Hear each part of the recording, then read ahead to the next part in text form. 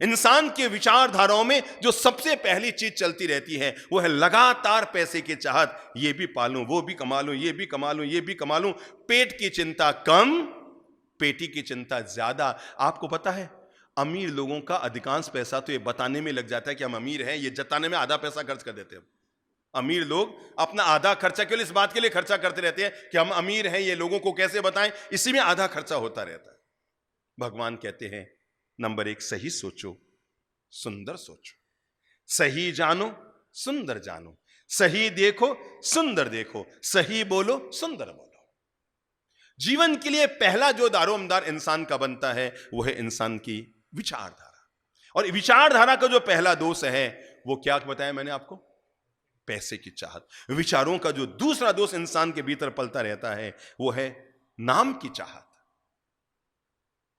मेरा नाम सब जगह होना चाहिए, मुझे हर जगह लोग इज्जत करें, मैं जहां जाऊं मुझे आगे बैठाया जाए, मैं जहां जाऊं मुझे लोग सम्मान करें। आदमी थोड़ा सा यूं बन के आता है, बन ठन के आता है, नाम की चाहत, मेरा नाम यहां पर रुके। सोचो आपने नाम लिख दिया राजेंद्र जैन, आपने नाम लिख दिया राकेश भंडारी। अब मैं आपको कैसे बताऊं राजेंद्र जैन और राकेश भंडारी को? आप सोचते हैं ना मैं राकेश भंडारी, पर कभी देश भर का नामों की लिस्ट उठाकर देखिएगा, इस देश भर में न करते 80 राकेश भंडारी है और 500 राजेंद्र जैन है। अब कौन सा वाला राकेश भंडारी, कौन सा वाला राजेंद्र जैन? आपको लगता है ना मेरा नाम राम सुखलाल, अरे भाई देश भर में हजारों लोग हैं जिनका नाम, आपको लगता है मेरा नाम प्रकाश चंद, अरे इस इंदौर में मिल जाएंगे 500 लोग जिनका नाम प्रकाश चंद होगा। इंदौर में मिल जाएंगे जिनका नाम कुसुम देवी, आशा देवी, कमला देवी, विमला देवी नाम होगा, मिल जाएंगे ना। पर आदमी को लगता है ये मेरा विमला नाम, ये मेरा कमला। व्यक्ति के भीतर की दूसरी चाहत होती है, जिस चाहत से संत भी नहीं बच पाते और जिस चाहत से ग्रस्त भी नहीं बच पाते, उस चाहत का नाम होता है विचारों में पलने वाली नाम की चाहत। मेरा नाम यहां लगा, देखते हम फिर बच्चों कहते देखो बेटा अपना नाम यहां लिखा, अपन ने लगाया था, ये अपन ने कमरा बनाया, नाम देखा तुम्हारा भी नाम है इसमें। और आपको पता है जितने कमरों पर नाम लिखे रहते हैं उन्हें दुनिया में कौन पढ़ता है? जब वो आदमी खुद उधर से गुजरता है तो अपने साथ वालों को पढ़ाता है। बाकी आप में से किसी ने भी इस भवन में लिखे हुए नाम पूरे पढ़े? जिस भवन में अब तक 500 बार आए हैं, आप मुझे बता दो 25 नाम याद करके ही आपने वो नाम पढ़े। जब आदमी खुद गुजरता है ना तो साथ लोग बताता है ओ नहीं ओ अपर ओ ये 7 नंबर वाला रूम अपन ने बनाया है। और वो भी इसलिए पढ़ रहा है क्योंकि तुम साथ में हो, वो नाम के लिए नहीं पढ़ रहा है, आपको खुश करने के लिए पढ़ रहा है। अच्छा आपने बनाया, बहुत बहुत धन्यवाद धन्यवाद धन्यवाद। बात खत्म। लोग तो बड़े गजब के होते हैं, पंखे पे भी क्या चाहते हैं? नाम। और केवल वो गोल वाले पे नहीं, 3 ताड़ियां है ना भाई, इसमें मेरे एक वाले बेटे का नाम लिख दे, इसमें एक वाले का, इसमें एक वाले बेटे का नाम लिख दें। एक बार क्या हुआ, एक मीटिंग चल रही थी, ऊपर पंखा चल रहा था, सेठ साहब ने थोड़ा अरे भाई पंखा बंद कर दो। पंखा बंद हो गया। अब मीटिंग का सबसे उम्र वाला आदमी, लोग कहें ठीक है भाई, सेठ साहब को खांसी आ रही। घर आया तो बेटे ने पूछा पापा जी आपको तो कोई ऐसी कोई खांसी थी नहीं, अचानक एक इतनी सी खांसी और आपने पंखा बंद करा दिया। अरे बेटा पंखा कोई खांसी के लिए थोड़ी बंद कराया था, अपना नाम उस पर लिखा हुआ था। अब चलते पंखे में नाम कैसे पढ़ते लोग, इसलिए रुकाया ताकि सब लोग नाम पढ़ सके, नहीं तो बता कैसे नाम पढ़ते सब लोग अपना। बेटे को लगा पापा जी खोपड़ी तो आपकी तेज है, 900 रुपये में मजा पूरा ले लिया आपने। मैं ये अनुरोध करना चाहता हूं, व्यक्ति की पहली चाहत होती है पैसे की चाहत, बटोर लूं बटोर लूं बटोर लूं। आपको मालूम है ना एक राजा हुआ जिसका नाम था मिडास। क्या नाम था? मिडास। कहते हैं उसके भीतर धन की इतनी चाहत थी, अपरंपार भंडार भरे हुए थे, कोई राजा की कमी तो होती नहीं है, पर बस हर समय एक ही इच्छा, मेरे पास इतना सोना हो, मेरे पास इतना सोना हो, मेरे पास इतना सोना हो। और एक बार संयोग की बात, कोई उसने दिव्य आराधना की, देवता प्रकट हुए और कुछ प्रकट होकर आशीर्वाद मांगा होगा, और आशीर्वाद में उसने कह दिया कि भगवान मैं तो जिस चीज को छूं बस वो चीज सोने की हो जाए, मुझे चारों तरफ सोना सोना चाहिए, सोना सोना चाहिए। और परिणाम निकल कर आया, तथास्तु तो कह दिया, पर उसके लिए महंगा बड़ा सौदा पड़ गया। वो राजमहल में आया, पहले देखा ट्राई तो करूं, वरदान सफल हुआ कि नहीं। जिस सिंहासन पे बैठा था उसने वहां हाथ रखे, क्या हो गया? पास में खंबा था, उसने उसको छुआ, सोने, और आंगन को छुआ, सोने का, छतों को छुआ, और उसने कहा मैं तो दुनिया का सबसे महान आदमी बन जाऊंगा, जिसको छूं वही चीज सोने की, जिसको छूं वही चीज सोने की। आया अंतःपुर में, महल में भोजन करने के लिए, अब बैठा, तो रोज थाली चांदी की लगती है। उसका क्या चांदी के थाली में क्या खाना, अब तो मेरे हाथ में चमत्कार है। टच करते क्या हो गई थाली, कटोरियां, चम्मच, मजा आ गया उसको। अरे, और अपनी धर्म पत्नी से कहा, महारानी से, देखा क्या मैंने वरदान पाया है, दुनिया में अब मेरे मुकाबले कोई राजा नहीं, जिसको छूं वो चीज सोने की। पर अक्कल तब उसके ठिकाने आई जब उसने रोटी पे हाथ लगाया।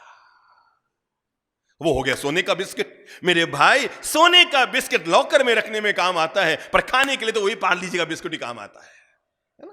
सोने का बिस्किट दिखने में बड़ा चमकीला है, पर कोई खा सकता है क्या? आप कह के खुश हो जाएंगे 3 लाख रुपए का बिस्किट है, 4 लाख रुपए का बिस्किट है, और अभी तो शायद 5 लाख का हो गया होगा ना। 5 लाख का बिस्किट है, पर मेरे भाई दुनिया में आज तक कोई 5 लाख का बिस्किट खा पाया है क्या? खाने में तो वही 1.5 रुपये वाला पैकेट ही काम आता है ना। वो केवल सजाने में, दिखाने में, दबाने में, छुपाने में, अंदर रखने में काम आ सकता है। जो चीज खाने में काम नहीं आती, जो चीज खाने में उपयोग नहीं आती, और आदमी उसको देख देख के खुश हो रहा है। सोने का बिस्किट, सोने का बिस्किट, सोने का बिस्किट, और बड़ा यूं चल रहा है। मेरे भाई, मैं जीवन का पाठ आपको ये पढ़ाना चाहता हूं। और तब मिडास ने रोटी को छुआ तो रोटी सोने की हो गई, सब्जी को छुआ तो सब्जी सोने की हो गई। अब खाए तो कैसे खाए, सोने की कड़क कड़क पतरा हो गया। अरे ये क्या हो गया? सोचा सोचा कुछ करूं करूं करूं, खड़ा हुआ, धर्म पत्नी को छुआ तो वो भी माथा पीटा। सोना जब तुम थे नहीं तो सोना था हराम, और सोना जब तुम आ गए तो भी सोना हुआ हराम। जब थे नहीं तो पाने की चाहत थी, जब आ गया तो बचाने की चाहत, सुरक्षित रखने की चाहत। और उसने वापस देव का ध्यान किया। देवता वापस प्रकट हुए। कहा, बोल भैया क्या हुआ? कहा, भगवान कुछ मत कीजिए, कुछ मत कीजिए। आज मुझे जीवन में समझ में आ गया कि दुनिया में कितना भी धन मिल जाए, पर आदमी कभी संतुष्ट नहीं होगा जब तक उसे संतोष का धन नहीं मिलेगा। आज मुझे संतोष का धन मिल गया है। मैं चाहता हूं आपने जो मुझे वरदान दिया वो वापस ले लीजिए।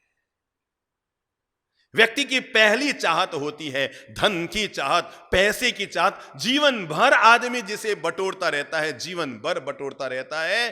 पर एक बात तय है, दुनिया से विदा होते समय एक सुई, 1 ग्राम की सुई, 10 पैसे की सुई भी इंसान साथ नहीं ले जा सकता है। तो इस व्यर्थता का बोध इंसान रखे। ठीक है, आदमी को कमाना चाहिए, पर रात को 2 बजे नींद खुली तब भी पैसा।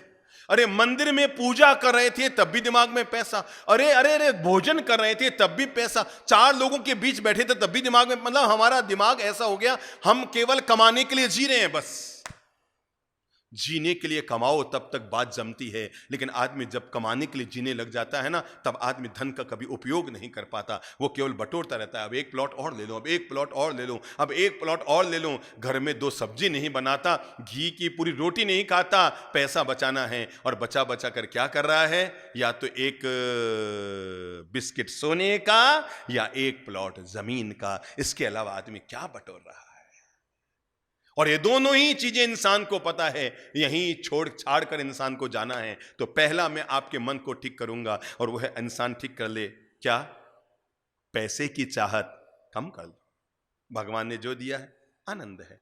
हम 8 घंटा 6 घंटा तबीयत से मेहनत करें, उस दौरान जो उपार्जन हो गया, नीति पूर्वक जो धन हमने उपार्जित कर लिया, न्याय पूर्वक जो हमने धन उपार्जित कर लिया, संतुष्टि पूर्वक जो हमने धन उपार्जित कर लिया, किसी का बिना दिल दुखाए हमने धन उपार्जित कर लिया, हम उसका उपयोग करेंगे। अच्छा बताओ, आपके पास 50 तोला सोना है, 100 तोला सोना है, पहनने में तो वही 4 चूड़ियां हैं ना, 2 चूड़ियां है ना, और उसमें भी बाहर निकलते समय टोकते रहते हैं, अरे भाई सोना पहन के बाहर क्यों जाते हो? यात्रा में जा रहे हो क्यों जाते हो? घर पे रख के जाओ।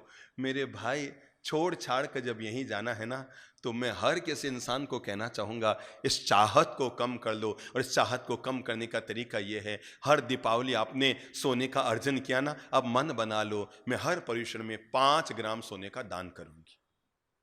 ठीक है ना? अब देखो क्या होगा। अभी तक हर दीपावली पर आपको सोना खरीदने की इच्छा हो रही थी, इस बार मन बनाना, पतिदेव से कहना 5 ग्राम सोना कितने का होता है? वो कहेंगे लगभग लगभग लगभग 20,000 का होता है, 25,000 का होता है। ठीक है, इस बार मैं इस चीज को निकाल रही हूं, आप इसको सल्टा दो, और ये धन परमात्मा के नाम पर, मानवता के नाम पर, दीन दुखियों के नाम पर खर्च कर दो। ब्रिटानिया 50-50, आधा धन छोड़ कर जाइएगा, पर आधा धन अपने साथ ले जाने की व्यवस्था कर लीजिएगा। आधा धन बच्चों के लिए छोड़ दो, बहुओं के लिए छोड़ दो, पर जो आधा धन है ना, विशेषकर मैं माताओं से ये कहना चाहूंगा कि जो आपके पास आधा सोना है, केवल पीछे वालों के लिए मत छोड़ना। पुरुष लोग तो फिर भी धन का दान कर लेते हैं, पर महिलाओं को दान करने का मौका कम मिलता है। अपन बस इतना सा दान कर लेते हैं, ठीक है भाई, गाय के लिए एक रोटी बना दी, ठीक है ना, वो भी पता है ससुराल का आटा है, पीहर का आटा तो वो भी नहीं बनाते, ठीक है ना, तो गाय के लिए 2 रोटी बना दी, बस हम खुश हो जाते हैं। गाय के लिए 2 रोटी बना दी, या कभी कोई बची हुई ब्रेड थी तो हमने गाय को खिला दी, भिखारी को खिला दी, कभी रात की बची हुई दाल सब्जी थी तो हमने किसी गरीब को दे दी, और हम मन में खुश हो गए कि मैंने आज दान कर लिया। ना बाबा ना, जो जैसा करेगा वो उसको पार उतरेगा। आप सोचते हैं पतिदेव ने कर ही दिया ना, ना बाबा ना, पतिदेव ने किया वो पतिदेव के साथ जो आपके पास है आप उसमें से कीजिए। आप ये मत सोचिए पतिदेव ने कर ही दिया, अभी तो 21,000 रुपये दिए ही थे समाज में, ना, उन्होंने दिए ना। देखो आपके पास भी माल है, आप भी उसमें से करो। हर इंसान को पैसे की चाहत से अपने आप को बाहर निकलना चाहिए। मेरे भाई प्रणाम करो दुनिया में उन सब लोगों को कि ऐसे ऐसे इस धरती पर लोग हैं जिन्होंने लाखों लाख, हजारों हजार करोड़, 1-2 करोड़ नहीं, 5-10 करोड़ नहीं, 100-200 करोड़ नहीं, हजारों हजार करोड़ रुपए चैरिटी के लिए निकाले हैं। ऐसे ऐसे लोग हैं इस दुनिया में जिन्होंने अपनी कमाई का 95% हिस्सा चैरिटी के लिए, मानवता के कल्याण के लिए निकाल दिया, क्योंकि उन्होंने इतनी संपत्ति बटोर ली और बटोरने के बाद उनको बोध हो गया ये जो आज मेरी लाखों करोड़ की संपत्ति है, लाख करोड़ की नहीं, लाखों करोड़ की संपत्ति है, सब यही हो जाएगी, अपने हाथ से इसका सदुपयोग कर लो। पहला धर्म इंसान के लिए कह रहा हूं, और वो है अपने भीतर पैसे की चाहत को थोड़ा सा कम करो। नंबर 2 क्या कहा मैंने, कौन सी चाहत? नाम की चाहत। ठीक है, सहज में नाम हो गया तो अच्छी बात है, नहीं हुआ तो कोई दिक्कत नहीं है। दुनिया में किसी का नाम तो अमर रहा नहीं है। अमरचंद जी खुद भी अमर नहीं रहते, उनकी भी एक दिन मृत्यु हो जाती। किसी पापा जी ने बच्चे का नाम रख दिया अमरचंद जी, क्या वो आजीवन अमर रहेंगे? एक दिन अमरचंद जी भी क्या हो जाएंगे? हरिओम हो जाएंगे, उनका भी गति शरण हो जाएगी। तो दुनिया में शाश्वत किसी का रहना नहीं है, नाम किसी का रहना नहीं है। नाम सहज में हो रहा हो ठीक है, कोई दिक्कत नहीं, पर नाम की जो चाहत होनी है, मेरा नाम यहाँ लिखा कि नहीं, मेरा नाम यहाँ खुदा कि नहीं, मेरा नाम यहाँ छपा कि नहीं, मुझे बुलाया गया कि नहीं, मेरा अभिनंदन, मेरे गले में माला आई कि नहीं, ये जो व्यक्ति के भीतर थोथी बेवजह की जो व्यक्ति की चाहत होती है, इस चाहत पर आदमी को कंट्रोल करना चाहिए। कहना चाहिए, अपने शिष्यों से कहना चाहिए, अगर बार बार तुम्हारा ही फोटो वो छपा रहे उन्हें बोलो भाई अरिहंतों के फोटो छपाओ, तीर्थंकरों का नाम दो, प्रभु के नाम दो। अगर आपको लगे अमुक चीज बन रही है हमारे नाम से, प्रेरित करो अपने भक्तों को कि बेटा केवल गुरुजनों के नाम पर ही नहीं, केवल अपने पंथ के नाम पर ही नहीं, ईश्वर के नाम पर, परमपिता परमेश्वर के नाम पर, भगवत पुरुषों के नाम पर, तीर्थंकर पुरुषों के नाम पर भी योजनाएं चालू करो, ताकि नाम संतुष्टि की ना रहे। तुम थे तो तुम्हारा नाम भगत पूज रहे थे, और जैसे तुम गए तो जो तुम्हारे पीछे आ गया उसका नाम शुरू, और तुम्हें भूलने शुरू हो जाएंगे। हम थे तब तक हमारा नाम चल रहा है, और हम गए और जाते ही जो पीछे आए उस पट्ट परंपरा में उनका नाम चलना शुरू हो जाएगा। लेकिन मैंने अगर ये परंपरा डाल दी, नहीं बेटा हमारा नाम नहीं, श्री प्रभु का नाम डाला, यहां पर श्री प्रभु का नाम खुदवाओ। कई लोग होते हैं, मैं प्रणाम करूंगा उन लोगों को जहां पर मैंने ऐसे कई लोग देखे, पता लगा उन्होंने वहां पर 2 करोड़ का दान दिया, वहां पर 4 करोड़ का दान दिया, वहां पर 1 करोड़ का दान दिया, और जब उसका उद्घाटन था और जब वहां पहुंचे तो नाम श्री प्रभु की दिव्य कृपा। आनंद आता है उसे देख करके कि आदमी का कितना मन है कि उसने 2 करोड़ की चीज बनाई, श्री प्रभु के चरणों में समर्पित कर दी। ये जो चीज होती है, इसका काम होता है समर्पण। और केवल नाम नाम नाम नाम नाम होना चाहिए, मैं मना नहीं करता हूं, पर नाम की चाहत नहीं होनी चाहिए। नाम होना चाहिए, काम किया है तो नाम अपने आप होता है, पर नाम की चाहत पर आदमी को विश्राम लगाना चाहिए। इंसान की तीसरी चाहत होती है, और वो होती है सुखों की चाहत। मुझे सारे सुख मिले दुनिया के, क्या मिले? सारे सुख मुझे मिले दुनिया में। अच्छा सुंदर मकान मेरा हो, सबसे अच्छी गाड़ी मेरी हो, सबसे सुंदर अच्छी पत्नी आपके लगता है मेरी हो, और ये दिमाग में आदमी को पलता है दुनिया के सारे सुख मुझे मिले। स्व सुख की कामना से बाहर निकलना और सर्व सुख की कामना में आना, इसी का नाम धर्म है। क्या है? स्व सुख की कामना। भगवान मेरा भला कर, भगवान मेरा धंधा चला, भगवान मेरा ये कर, ना ना ना, भगवान तो दुनिया का कल्याण कर। हमारी जितनी भी वैश्विक प्रार्थनाएं हैं, वे सब के सब प्रार्थनाएं दुनिया की भलाई के लिए। सर्वे भवन्तु सुखिनः, ये नहीं कहा गया कि मैं सुखी हूं, ये कहा गया दुनिया में रहने वाले सारे लोग सुखी हो। और जब सारे लोग सुखी होंगे तो हमारा नंबर आएगा कि नहीं? स्वतः हमारा नंबर आ जाएगा तो व्यक्ति को स्व सुख की भावना की बजाय सर्व सुख की भावना, सबको भगवान सुख दे, सबको भगवान आनंद दे, सबके भगवान जीवन में खुशियां भरे, सबके जीवन में भगवान आनंद ही आनंद भरे। जो जीवन में विचारों को जितना अच्छा करना जरूरी है उतना ही जीवन में भावों को अच्छा करना जरूरी है। हमारे भाव निर्मल होने चाहिए, हमारे भाव पवित्र होने चाहिए। ईश्वर के प्रति, माता पिता के प्रति, गुरुजनों के प्रति, अभिभावकों के प्रति मन में कृतज्ञता होनी चाहिए। शब्द याद करो, मन में क्या होना चाहिए? कृतज्ञता याद होनी चाहिए। जब हम अपनी माँ को सुबह उठकर धोख लगाएं तो केवल एक परंपरा का निर्वाह ना करें, मन में कृतज्ञ हो, माँ प्रणाम, मुझे पता है ये जीवन तेरी बदौलत है। जब हम सुबह उठकर अपने पिताश्री को प्रणाम करें तो इसलिए नहीं कि बस ठीक है, एक मन में कृतज्ञता का भाव होना चाहिए, आभार ज्ञापन होना चाहिए। कहना चाहिए अपनी मां को कृतज्ञोस्मि, मां मैं तुम्हारी कृतज्ञ हूं जिंदगी भर, मैं इसलिए प्रणाम नहीं कर रही कि मुझे केवल परंपरा का निर्वाह करना है, मैं अपनी कृतज्ञता ज्ञापन करने के लिए प्रणाम कर रही हूं, क्योंकि तूने मुझे बचपन में पाला पोसा, पांव पे खड़ा किया, मेरे जीवन का निर्माण किया, मेरे जीवन को दिशा दी, मेरे जीवन को आज इस मुकाम तक पहुंचाया। पिताश्री, बड़े भाई को पांव छूकर इसलिए प्रणाम करो कि आपने बचपन में मुझे गोद में उठाया। कभी कभी मां खाना बना रही थी और मैंने सुसु कर दिया तो आप वो मेरे बड़े भाई थे जिन्होंने कपड़ा उठाकर मेरे सुसु भी साफ किया था। आपने मुझे बचपन में गोद में उठाया, आपने मुझे अंगुली पकड़कर चलना सिखाया, आप मेरे बड़े भाई हो, पिता के बराबर हो। कृतज्ञ हूं मैं आपका।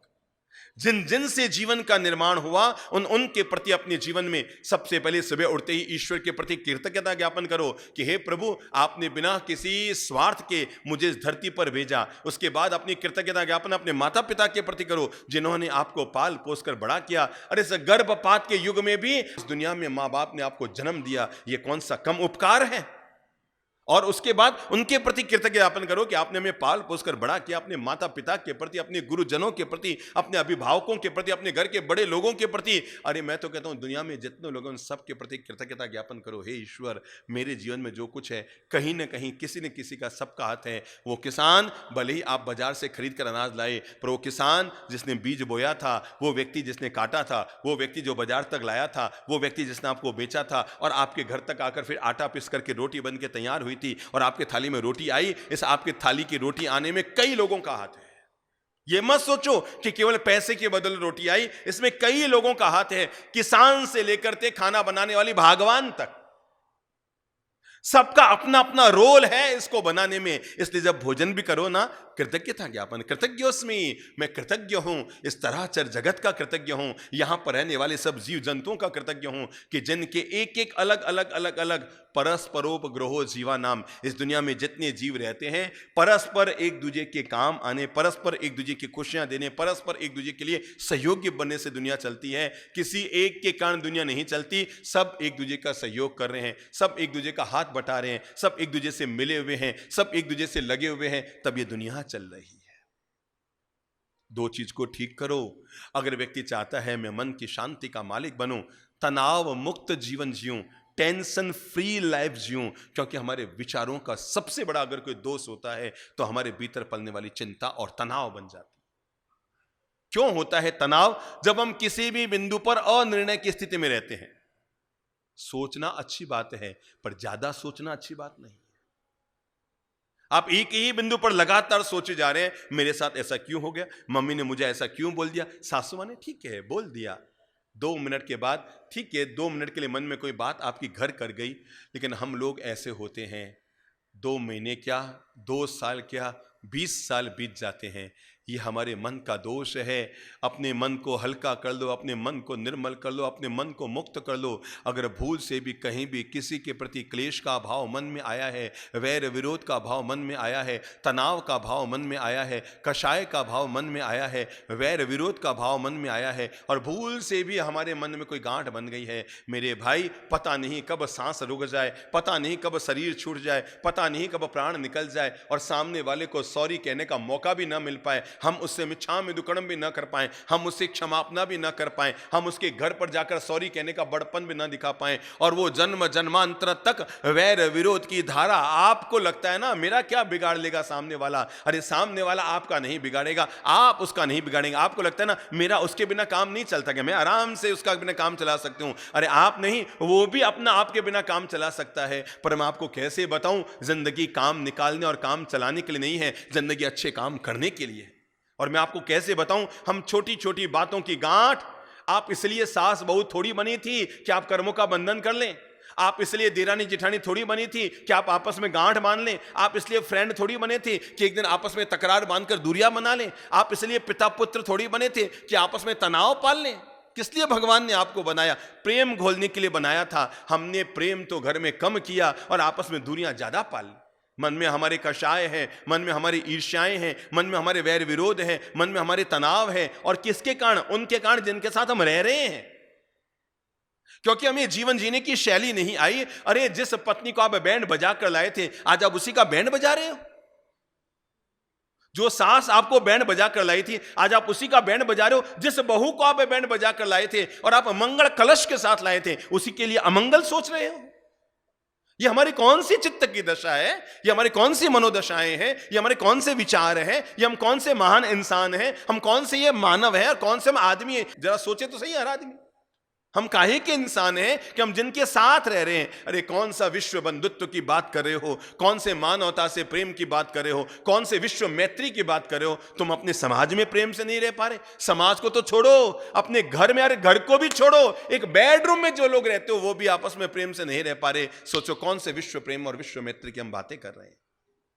हम बातें करने में बहुत माहिर हैं, ऊंचे ऊंचे सिद्धांत देने में बड़े माहिर हैं, पर मन में पलने वाले विकारों के विचारों को अपने आप को मुक्त करना, हम इसमें फेल हो जाते हैं। हो गई ना, हम सानक में जाके सामायिक कर लेते हैं, मंदिर में जाके पूजा कर लेते हैं, संतों के जाके प्रवचन सुन लेते हैं। एक बार आत्मचिंतन हम जरूर करें। मैं जिनके साथ रह रहा हूं, जो मुझे रोज मिल रहे हैं, जो मुझसे 12,000 किलोमीटर दूर है, मैं उनसे तो रोज बात कर रहा हूं। जो मुझसे 1,000 किलोमीटर दूर है, मैं उनसे भी रोज बात कर रहा हूं। जो मुझसे 500 किलोमीटर दूर है, मैं उनसे भी बात कर रहा हूं। पर क्या मेरी गजब की जिंदगी है, जो मेरे घर में मेरे साथ है, मैंने उनसे ही बोलचाल बंद कर रखी है।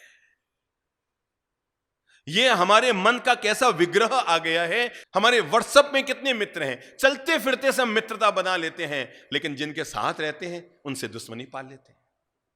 औरों से हम मित्रता की बात करते हैं, औरों से हम प्रेम से जीने की कोशिश करते हैं। होटल में जाएं तो हम अपने दोस्तों के साथ कैसे खिल खिलाकर हंसते हैं, और घर में आती अपने सगे भाई के सामने वापस गियर चेंज। किसका गियर? अपने मन का गियर चेंज। और आते वापस अरे भाई अभी तुम गुनगुना रहे थे, अभी तुम मुस्कुरा रहे थे, अभी तुम हंस खिल रहे थे, मैंने देखा था तुम्हारा वीडियो यहां आ रहा था, जहां तुम नाच कूद आनंद मंगल कर रहे थे ना, वहां से लाइव चल रहा था और मैं घर में बैठा हुआ सब कुछ देख रहा था। तुम वहां पर कितनी खुशियां मना रहे थे। अरे मेरे भाई, गैरों के साथ तो खुशियां मना रहे थे और अपनों के साथ शोक करने लगे हो। कैसी जिंदगी हो गई है। दूसरों के साथ हम बड़े हंस खिलकर जीते हैं, और लेकिन जो हमारा परिचित है, जो हमारा परिवार का है, जो हमारा सदस्य है, जो हमारे जीवन का हिस्सा है, कभी कोई बात बन गई तो बन गई। किसी बात को ढोना कोई जिंदगी थोड़ी होता है। हो गई हो गई, उन्होंने बोल दिया उनका मतलब, मैंने बोल दिया मेरी मतलब। अब तो वापस हम प्रेम से जिएंगे, मेल मिलाप से जिएंगे, मिठास से जिएंगे।